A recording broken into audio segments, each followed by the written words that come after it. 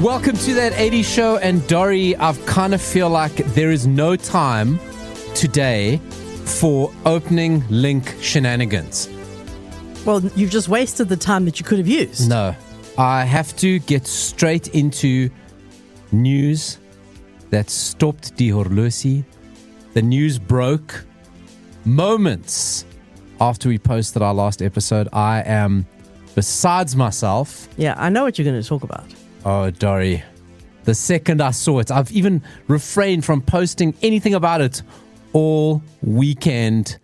We're just going to get straight into it. There is only one bit of news that I have to talk about. Any 80s stands, because that's what the kids say, I think. I don't know if they still say Who stands. knows? Spaceballs 2 has been announced. Okay. Dori, I sense your lack of excitement. I'll tell you why. Bothers me tremendously. Spaceballs is one of my favorite movies ever. It is one of the funniest movies ever made.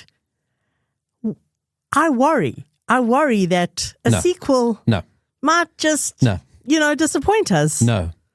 When I heard the news, I watched Spaceballs on Friday night.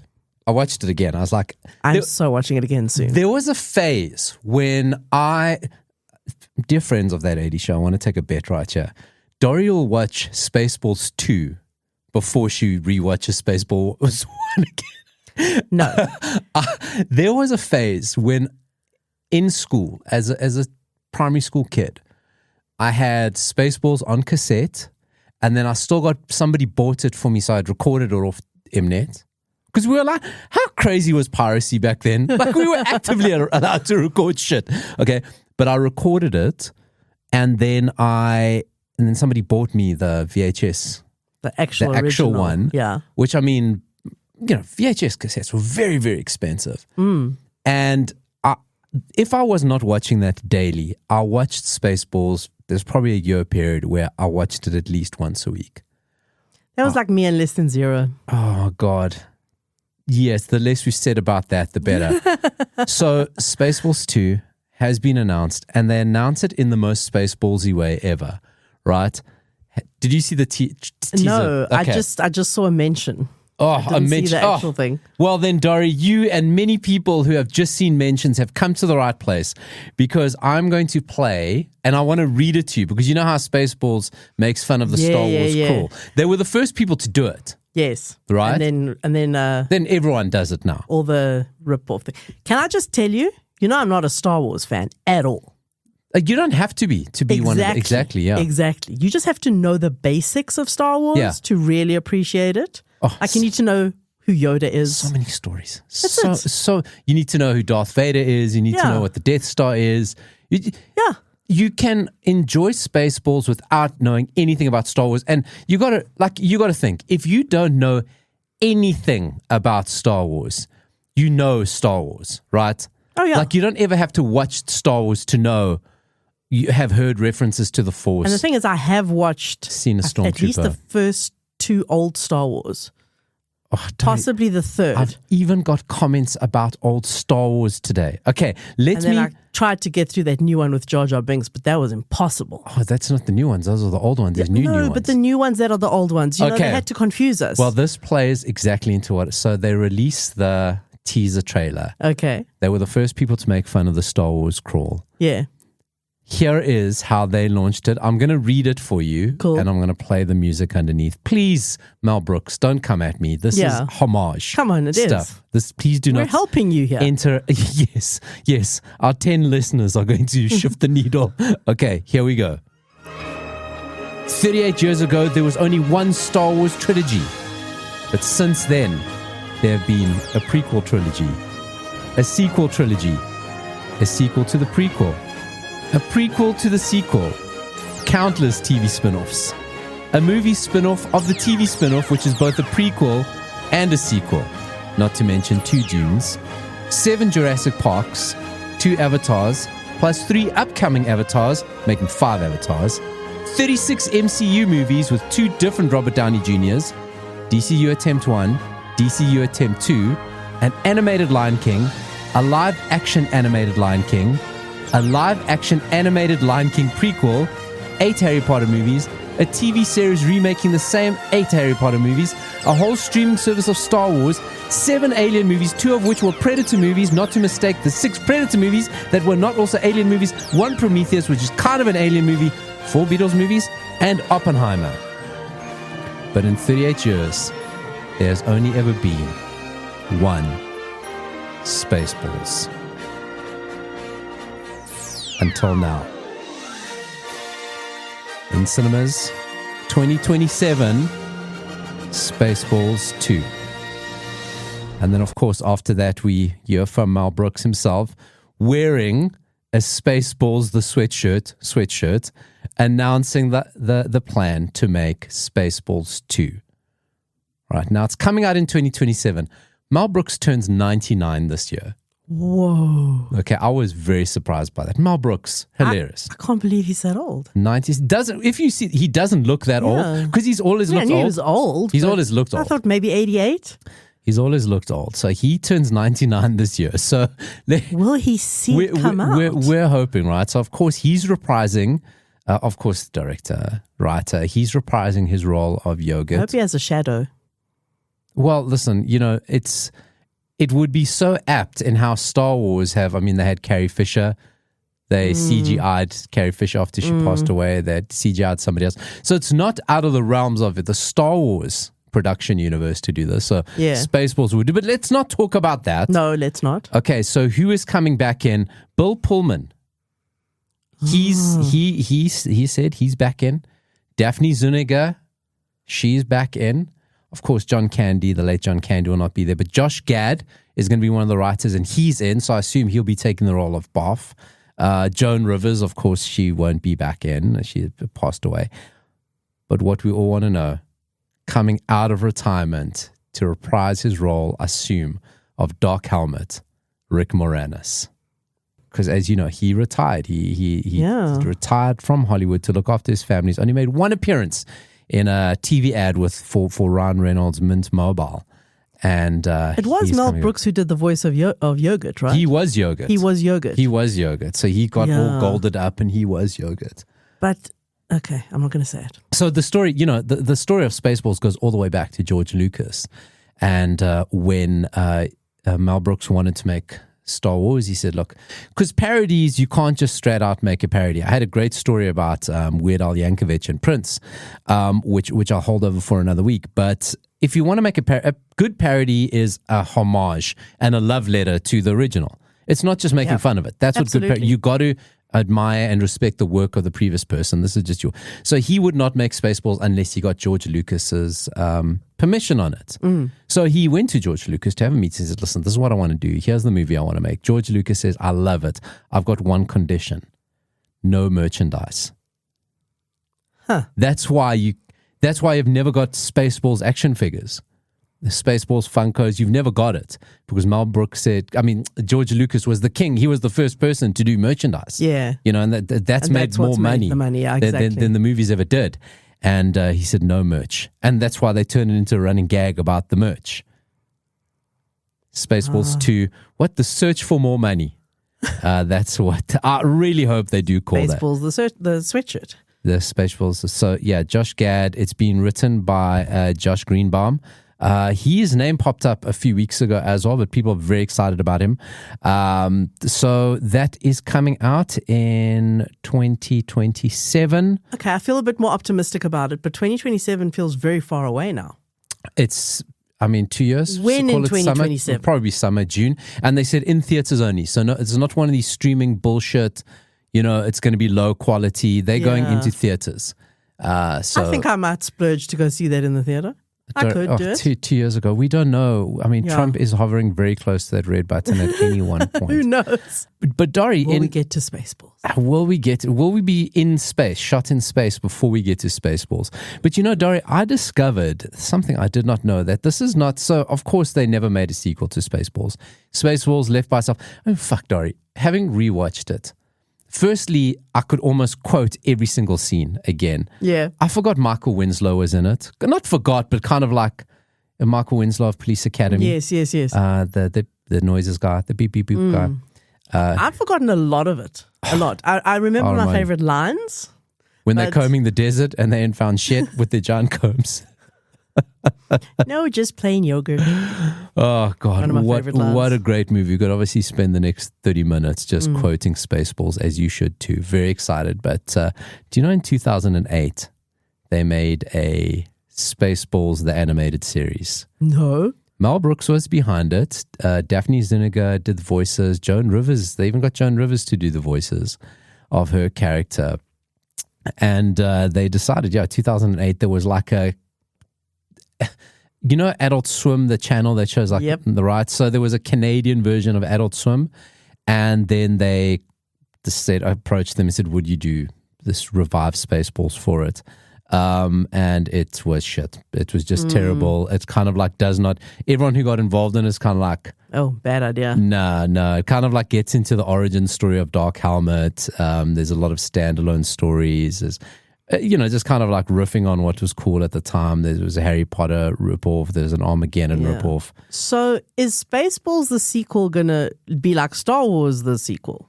You know what I mean? Is it going to be the same story? I hope it's ridiculous. The story of Spaceballs is no way related to you got Cadillacs. There's parts that there's the there's a princess, and the basic storyline. It's like any story ever. I'm just wondering if they're going to deviate completely for the sequel. I cannot wait. But you know what this hints at, right? So do you know there's a new Naked Gun coming out? I did see that somewhere, or you might have mentioned it. Yeah. So Liam Neeson he's going to be playing Frank Drebin's son. Right. Can't wait to see who plays OJ's character's son. Because they are going to do it. Yeah. They are going to do it. So you're kind of going, okay, hold on a second. Naked Gun, there's a new Naked Gun. New Spaceballs. I mean, are we entering the era of parody reboots? With 40 years of most of them, a new Hot Shots, a new Top Secret. Oh, come on. It can never be a new Top Secret. Because I feel like we were very woke, and then we calmed down the wokeness. So now we can make... And satire kind of slips past the wokeness exactly. as well. So I'm kind of wondering because people are going to go, okay, hold on a second. Let's see how well Naked Gun does. And then everyone's going to go find them. Because we know, that's how Hollywood works, right? Go get me Hot Shots. How well Spaceballs 2 does as well. Well, they'll want to get there ahead because if Spaceballs is only coming out in theaters in 2027, they're going to do it right. Naked Gun will be first. Yeah, so Naked Gun will be first, and then the streamers are going to go get it. Go get us Hot Shots. There's already been... Charlie Sheen's making a comeback. Go get him. We'll redo Hot Shots. Because there was Don't Look Up, which was kind of like a... Yes. Satire. It was satire, but not in this parody, it wasn't a spoof. Goof. I mean, I love spoofs. How far are we away from Up the Academy being rebooted? The Mad Magazine movie that even Mad Magazine thought was too tasteless to have its name on. Mm-hmm. I mean, like this, the 10-year-old Paulo is fucking cannot wait for parodies to come back. There is no art form higher in the world for me than parodies. I love it so much. Look, when they're well done. I mean, I do think Top Secret is a work of genius. Yeah. Versus something like maybe Scream, which is fun. Okay. Well, so you had Scream, but then you had... Scream was but then you had Scary Movie. No, that's what I mean. Sorry, you that's mean what Scary I meant. Movie. I meant Scary Movie. Yeah. No, when the Wayans brothers were involved with Scary Movie, it was ridiculously good. Basically, then the thing is, the things that it was parodying became parodies of themselves. Yeah. Like horror movies just became so ridiculous. Yeah, that's true. And then so how do you make fun of something that's just so self-aware now? Oh, Connell, and then what else? What other Mel Brooks movies? Young Frankenstein. Yeah. Let's get a new one. Blazing Saddles. I mean, the Mel Brooks verse. This is what I want. I love The Producers. Not necessarily a spoof movie, but it is. But they did redo The Producers, and not just in Curb Your Enthusiasm. Will Ferrell and Matthew Broderick. Oh right, they did do it. Yeah. This is where Mel Brooks just stepped aside. He's looking good. Want him to be yogurt. I think it'd be even better if 100 is old. And they do I think it'll be 101. Yeah, because in 2027. Yeah, exactly. We need to check when his birthday is. I don't know about now because they say. Okay, I'm putting a Google alert on Mel Brooks. Mel Brooks, I read he turns 99 this week. Oh, okay. In June. So in June. So he'll be 101. He will be 101. Fantastic. Google alert. Listen, No, Dori, do not wish that upon No, I just want spectacular to keep tabs that he's doing well and what's happening with the movie and stuff. Mel Brooks. So, Dori, Dori, I'm so disappointed that your movie recommendation disappointed you. I thought it was going to be so bad that it's good. Okay. It was just so bad. Right. Yeah. Okay, let's hear all about it. All right. I have no idea how I discovered this movie. I was going through my browser, my YouTube bookmarks, and there was... Whoever does that? I was going through my browser bookmarks, and there was a YouTube bookmark. Yeah. And I was like, what is this? And I looked and I was like, oh my God, yeah, I found this a few months ago and totally forgot about it. It's a movie from 1989 starring Adam Ant. Okay. It's called, I'm just going to go right into it because if you've seen it, well, you might have seen it. Listen, Dori, the chances of me seeing, I thought I would never see one movie with Adam Ant and Pierce Brosnan, right? Yeah. Then I found it. So the chances of seeing two Adam Ant movies is, I mean, that's just impossible, Ant. Impossible. It doesn't even work. Oh, no, Thanks terrible. for laughing. Terrible. It's called Trust Me. Okay. Now, I like I said, I don't remember how I discovered it. I saw that it was from 1989. I saw it had Adam Ant. I knew nothing about it. I was like, I'm going to watch this for the show. Then when I started watching it, the subject matter was something that actually really interests me because it's about the art world.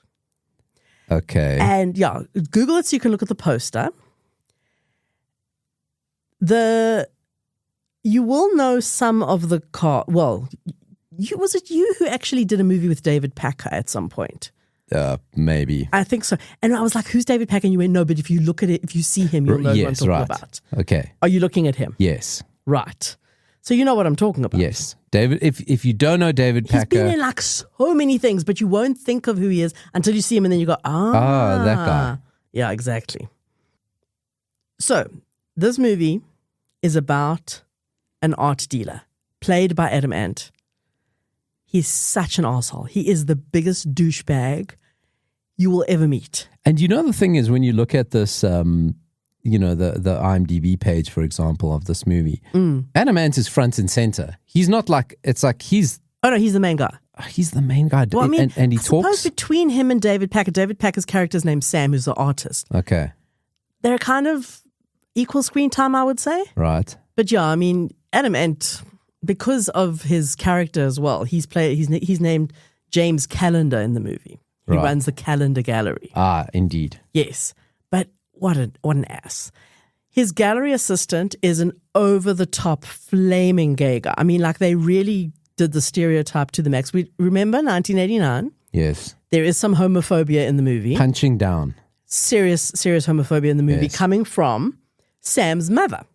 Okay. Because there's something that happens and Sam's mother thinks that he's gay and she's like freaking out about this. Anyway, so at its heart, it's a silly love story. The art is the kind of the background to it. So he's an aspiring artist. He meets this woman, Catherine, played by Talia Balsam. She's a gorgeous woman. She's another person that you won't like. She's in everything. Yeah, but you don't know her name. Exactly. Yeah. So she works at the gallery, and she kind of wangles away for him to show his art to James, right, the gallery owner, right. And James, being an asshole gallery owner, is like, "Oh, I can make lots of money off this guy." But Sam says, "I just do art for the sake of it, for the love of it. I don't want to sell any of my art." Ugh. He's like, "I don't want money. Money doesn't matter to me. Lame. I don't want to sell any of it." Lame. So he kind of tricks him, and he manages to get a painting, and he sells it. Okay. And then the whole thing explodes, and he becomes this hugely popular artist, and everyone's like going mad for his work. The idea, the storyline idea, I actually want to read you. I found 2 reviews on some obscure, because there is nothing on the Wikipedia page for this movie. Nothing.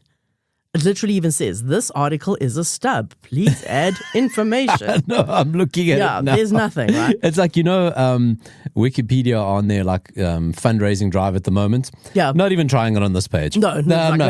Fuck it. You can have this one for free. But I did find some random obscure movie review website that had two reviews worth reading about this movie. I'm going to read you the one, which is 1 line long. Low-key mid, but it's not terrible. Okay. Totally accurate review. Totally accurate review. Mid, but not terrible. Because I really wasn't enjoying it. By the end, I didn't hate it, but I was just like, I thought it would be more enjoyable, And such an interesting idea, but just badly done. Because let me quickly let me read the review and then it'll tell you exactly what's.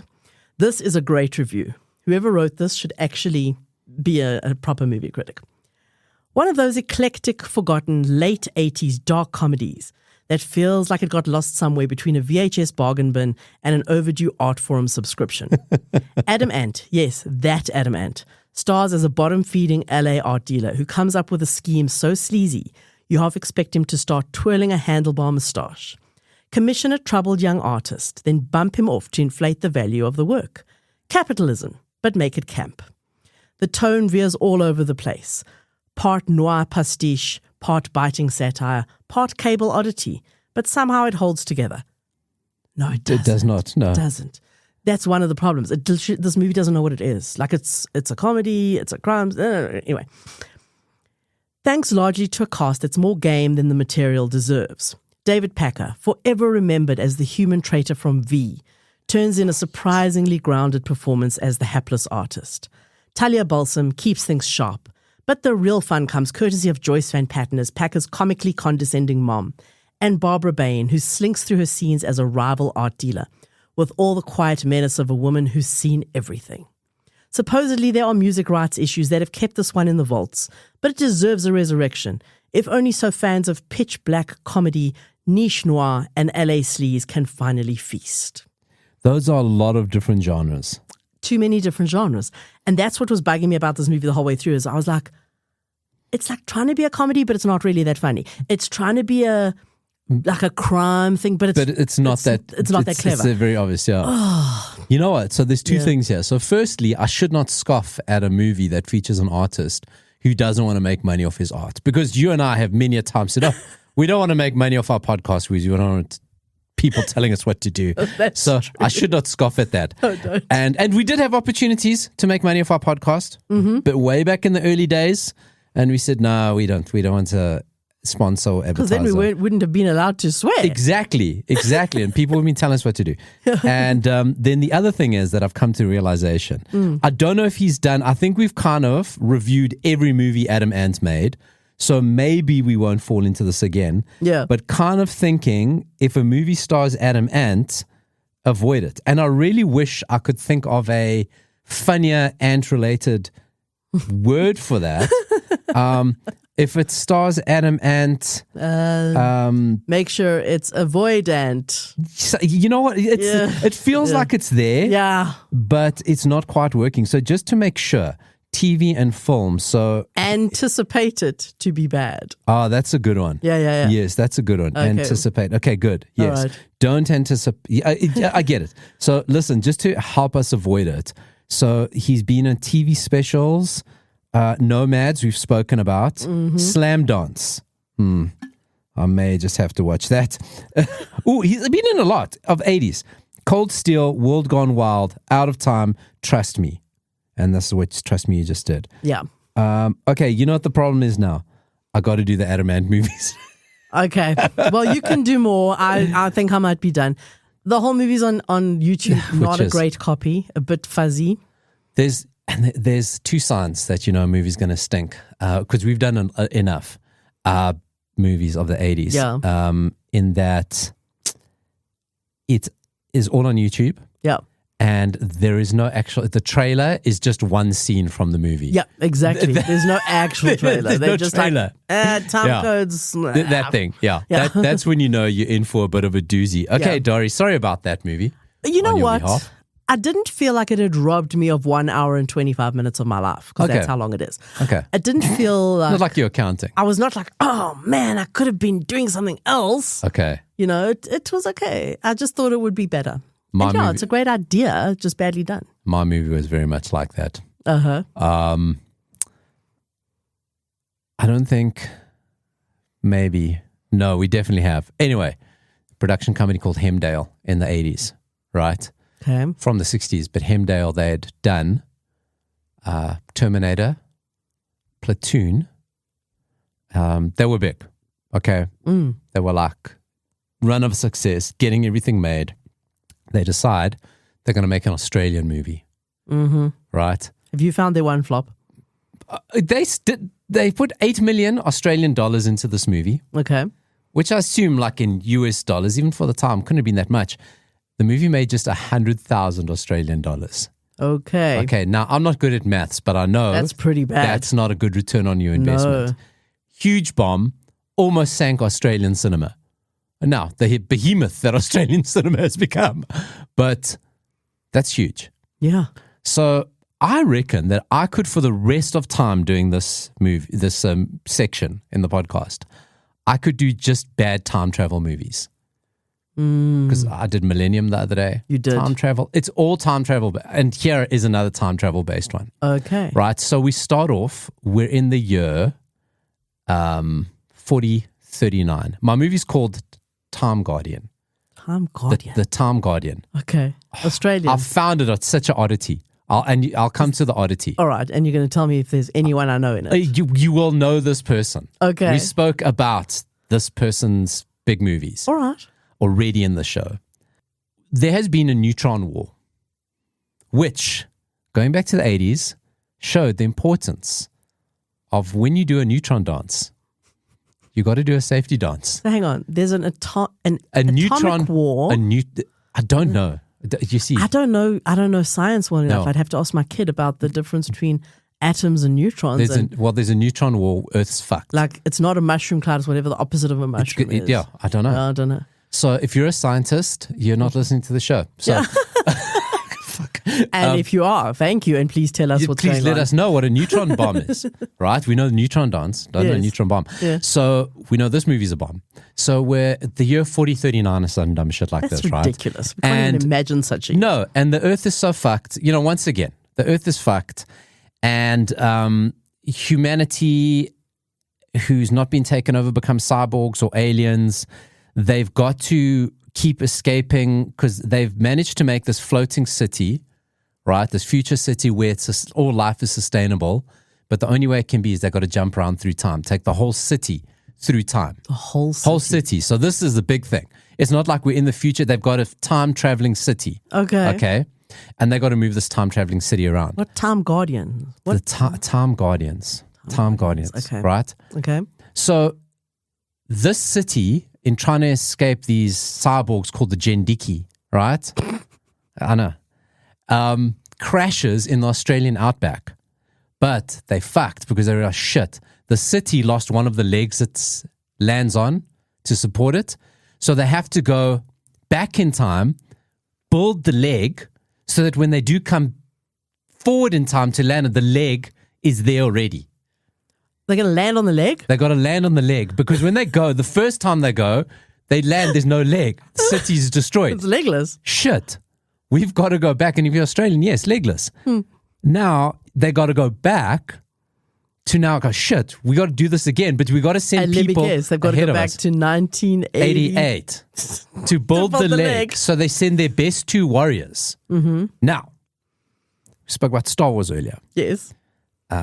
Carrie Fisher Right. is in my movie. Oh my God. This is how I stumble upon this movie. All right. Carrie Fisher. Okay. Now, Dori, the most, some may say revealing, iconic, depends where you sit on it, outfit Carrie Fisher ever wore was obviously the gold bikini. Right. It's one of those things. You don't need to know Star Wars to go, oh, I've seen this image before. Mm-hmm. Now, what's your thoughts on that, Dori? You're way more progressive thinker than me. She was 19. Yeah. That scene was totally pointless. It's the gold space bikini. And she was chained. Remember, she had a chain around her neck. Jabba the Hutt was... I didn't even mention Pizza the Hutt. Well, Pizza the Hutt's come back. Because he ate himself. Right. Right? Anyway, could Pizza the Hutt come back? Pizza Hut might say, we don't want to be associated with that anymore. Or they may go, we've got a family-friendly image now. We definitely want to be involved in that. Anyway, Okay. So what's your thoughts on the gold? I have no thoughts as long as she was okay doing it. She subsequently said she wasn't. She wasn't okay she doing wasn't. it. She wasn't happy doing it. Well, then there's nothing we can do. It's in the past, and, well, she's no longer here. She felt it pointless. Anyway, they now in Time Guardians, keep your glasses on, keep your spectaculars on. This is Carrie Fisher's outfit in Time Guardian. Now, I'd like you to describe that. So it's not a bikini. I'd rather have a bikini, But right? it looks like body paint. It looks like she's body painted because her boobs look like boobs, but they're just the wrong color. It looks like a metal chest plate, but they've not it's like body paint. You've seen chest plates before. This is like it's her tits. It's body paint. Did they do a mold of her boobs? Because Basically. those look like her boobs. Right. Basically, Right. that's the thing. And how long after Star Wars was this? 1987. Okay. Right. So Star Wars, the first trilogy was done by then, right? Yeah. So she hadn't learned her lesson from the gold bikini. No. So she and maybe she too many addictions. Who knows? Who knows why she did this? No record exists of why she did this movie. Okay. They but also, just like, went, no one's seen this movie. The producers just went, listen, we kind of got a thing. We made Terminator. We made Platoon. Can we get Carrie Fisher with making this Australian movie? We need a star. And they get her. Right. So she's one of the Time Guardians that gets sent to build the thing, but she gets injured. So she actually spends the whole movie just lying around in the bushes. Okay. While they try to heal her.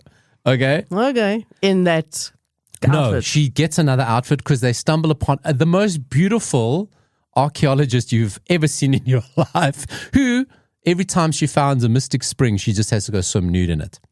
80s. As you do. 80s. Anyway. 80s archaeologists. We've spoken about archaeologists All the time. on this show before. Anthropologists, archaeologists. It's normally anthropologists, You're lady right. anthropologists. The lady anthropologist. Yeah. But of course, now when they're time traveling, the Jendiki follow them, and then the local police, the Outback Australian police are also getting involved. It's the most generic bullshit time travel nonsense movie you've ever. None of the time travel makes sense. None of the permutations make sense. Did they make the leg? They did make the leg, and then they came and they landed and everything. Actually, So everything worked out in the end. everything works out in the end. It's Everything like, worked out in the end of my movie as well, just by the way. I don't want to give it away because you should watch it. oh, no, don't. I won't. No. If not for Carrie Fisher, because, like I like this, Fall from Grace. Yeah. Yeah, this production company made great movies, make this bomb. Carrie Fisher, she's Princess Leia. Surely she's making more money from conventions at this point. Right? Even though the Fall from Grace. Did the cast make any money off the merchandise? Of what? No, Star Wars. Just thinking about that. Their because, likeness. Yeah. Oh, that's, what, Dori, I have heard some, I'm going to research it and come back to you. Really? You're going to week. get someone, you're going to I will- ask ChatGPT? No, because I watch a lot of this stuff. Okay. Yeah. I mean, I think it must have been in their contracts, and I think only years later, maybe they're making money. Yeah. But merchandising was so new, and image rights, because this was the first time they did it. Yeah. I doubt people anybody. wouldn't have even thought about it. I mean, now there's actually, I doubt anybody would have had the thoughts to do this. Imagine. Had the thought to do this. Yeah. So, Talk about a passive income.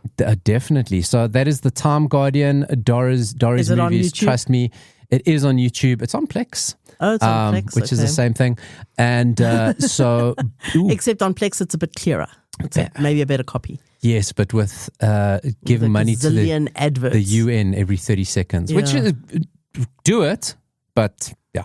Ad So is too long, man. so bad movie recommendations. From Yeah, both we of were us this useless. week. We're not recommending this week. We're warning people this week. Listen, I mean, you come here, this is what you come here for. So if you come here for bad movies, you're going to win. It's a PSA that if you happen to be on YouTube and you, for whatever reason, are searching Adam Ant and you see that there's a movie that he's in, don't go, ooh, go, ugh. Oh, I'm going to do them. I'm going to at least explore them. I'm going to at least explore them now. Dori, Yes, Family Ties, loved it in the 80s. of course. We've never spoken about this, come out this week, that the producer and the head of the studio did not want Michael J. Fox to play his role. They didn't want to hire him. Who did they want? I'm going to give you, of course, he played Alex Keaton. I'm going to give you 3 80s kind of boyish look guys at the time, all as big as each other. Okay.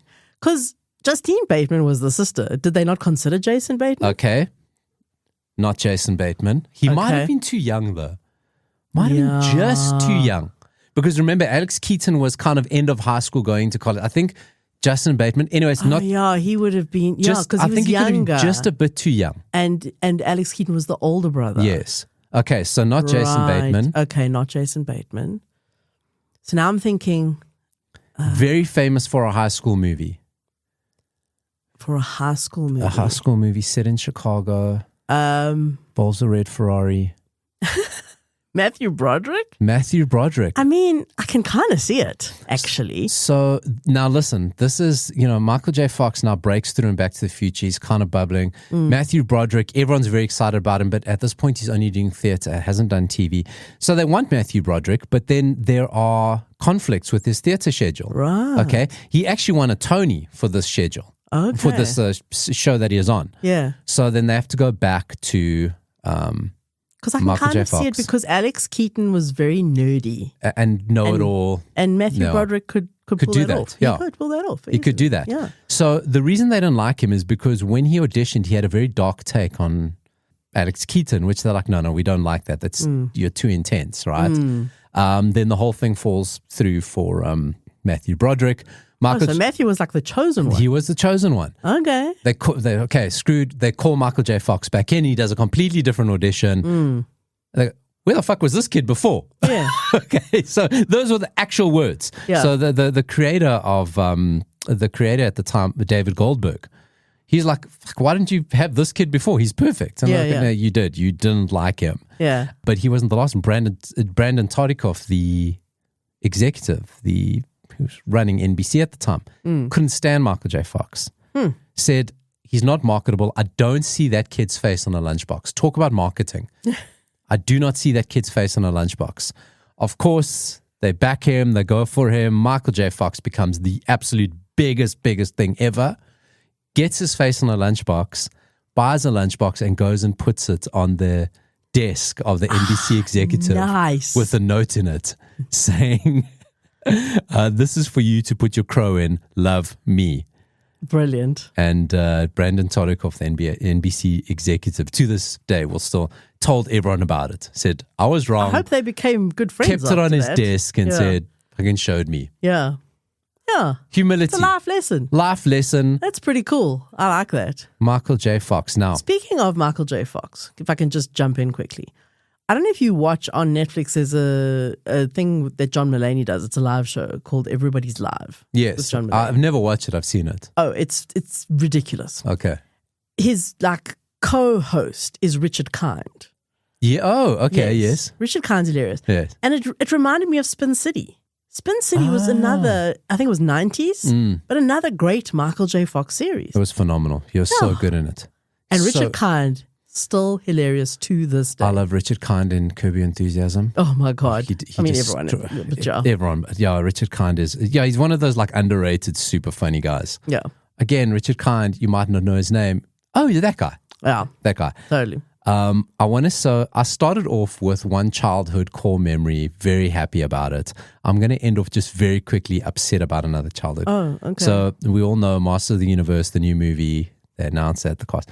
They've already wrapped it, right? Which is weird for me. The timing doesn't feel right because that feels very they quick. just announced the cast the other day, right? Oh dear. So they've already wrapped, and the guy who is playing He-Man, Nicholas Galitzine, this I'm sure Dolph Lundgren was hard to say back in the day, has posted a photo. So he says, well, it's a wrap on Masters of the Universe. It's been an honor shouldering the responsibility of playing Adam and He-Man. It's been the role of a lifetime and I put everything into it. There's not much I can show you, but I'm proud of the movie we've made. Thanks to our amazing cast and crew for all your hard work. So I feel they made that movie very quickly. Or they were making it and then announced the cast later. Because they were like, let's see if this is going to work. So this is kind of, so far, all we've ever seen is the breastplate. Yes. Now he has posted a back view of him as He-Man. Wow. Okay. Okay, I mean, I'm not saying wow because of his butt, because it's a silhouette picture. Yeah, it's a silhouette. That looks like He-Man. So with the sword of power, with the hair. So The profile on the face. okay, Like, we'll post this up, that 80 Show SA Facebook, everything you've heard on today's show.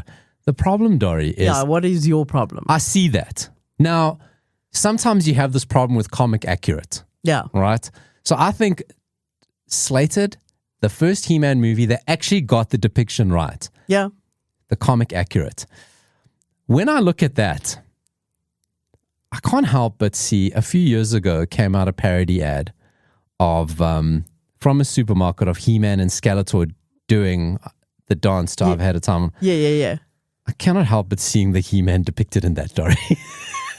Look at it side by side. I mean, you know what? Now that you see it, you can't unsee it. Yeah. You can't unsee it now. Yeah. Okay. Thanks for ruining that for me.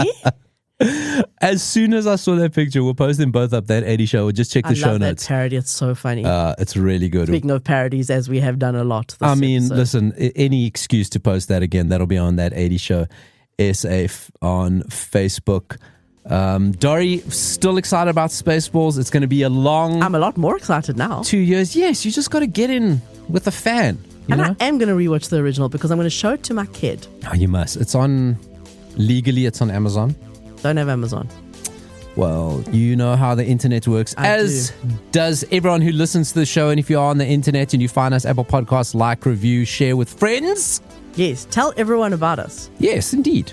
You know, we're making shorter shows now because I'll tell you this much. asked us. Everybody, yeah, no, but also everybody who I share this with goes, oh, wow, it's actually really good. As if they were expecting it to be bad, which is a bit of an insult, but you know. Listen, I don't want to boast. We are the best 80 show in this country. We are the longest running 80 show in this country, probably one of the longest running 80 shows in the world. We are a top 10 show. We're an award winning show. We're basically Wham of podcasts. Thanks for joining me, Dori. Bye.